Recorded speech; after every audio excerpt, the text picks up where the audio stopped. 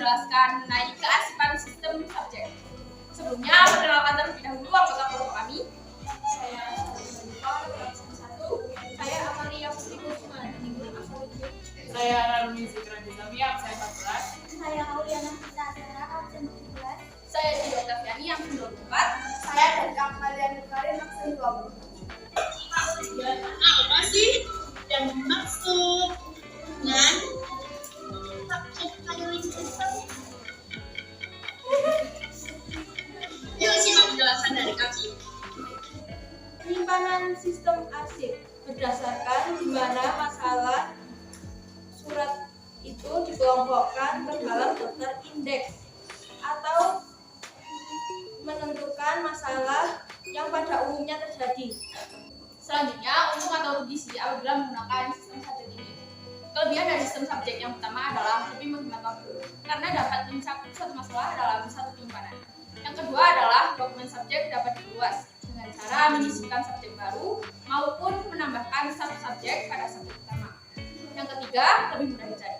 Sedangkan kekurangan dari sistem subjek yang pertama adalah sulit diklasifikasikan apabila ada subjek yang lebih sama. Yang kedua, tidak cocok untuk berbagai jenis surat. Yang terakhir, penyimpanan tidak efektif. Bagian-bagian filling sistem subjek. Yang pertama yaitu filling kabinet. Filling kabinet adalah salah satu peralatan kearsipan berbentuk lemari khusus yang terbuat dari kayu, besi, atau logam. Filling kabinet memiliki jumlah laci yang disesuaikan dengan banyaknya kelompok masalah pertama. 2. Kain. Kain adalah lembaran kertas tebal atau karton manila yang dipergunakan sebagai sifat atau pembatas dalam penyimpanan arsip. 3. Hanging map. Hanging map adalah tempat untuk menyimpan dan mengarsipkan surat berdasarkan kode-kode. Baik, selanjutnya ada klasifikasi sistem subjek. Jadi sebelum kita memproses surat untuk diarsipkan, ada beberapa hal yang perlu diperhatikan, yaitu membuat klasifikasi sistem subjek. Contoh sederhananya sebagai berikut, di mana kepegawaian ini merupakan masalah utama dan dari kepegawaian ini akan memunculkan sub masalah, yaitu cuti.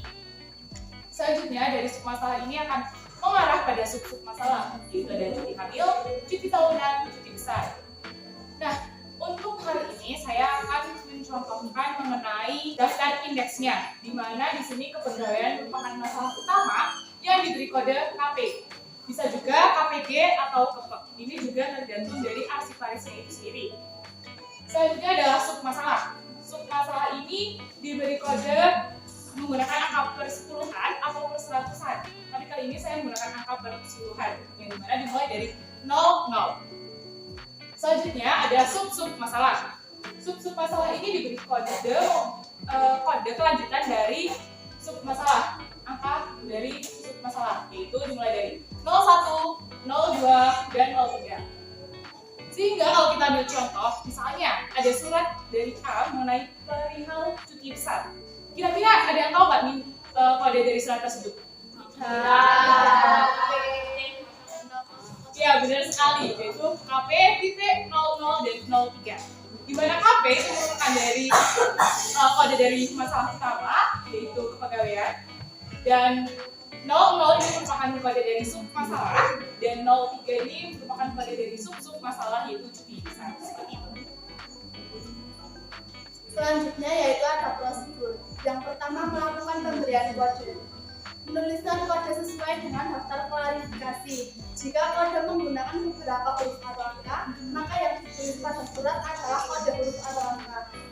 Tetapi jika tidak menggunakan kode huruf atau angka, maka yang ditulis adalah nama subjeknya. Yang kedua yaitu mencatat di buku arsip, yaitu mencatat mengenai tanggal penyimpanan, nama perusahaan atau judul surat, tanggal surat, nomor surat, perihal barang. Yang ketiga yaitu melakukan pendakiran sekaligus memberikan cap. Surat yang memiliki kode dan subjek yang sama akan dikelompokkan menjadi satu, kemudian diberikan cap.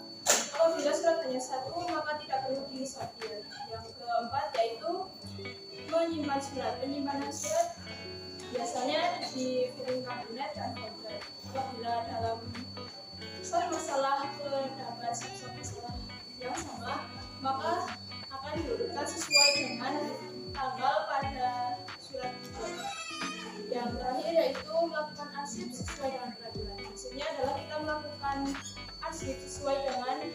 peraturan perusahaan yang aman, tidak ada sembarangan. Tergantung pada perusahaan akan menggunakan sistem subjek atau objek maupun masih banyak. Dalam melakukan aksi, perusahaan akan mengambil satu sistem. Demikian tadi penjelasan dari kami mengenai kearsipan sistem subjek. Di sini kami akan membuka sesi diskusi, mungkin dari teman-teman semua akan memberikan kritik, saran maupun masukan. Kami persilakan. Silakan. Baik, izin menjawab pertanyaan dari dia. Apakah kearsipan sistem subjek cocok untuk perusahaan besar?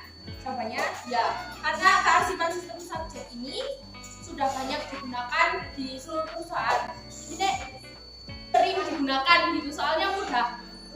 Apakah cukup? Terima kasih. Kembali. Baik, jika tidak ada, terima kasih pada teman-teman semua yang telah memberikan perhatiannya kepada kami. Harapannya dari diskusi hari ini dapat memberikan manfaat di lain waktu.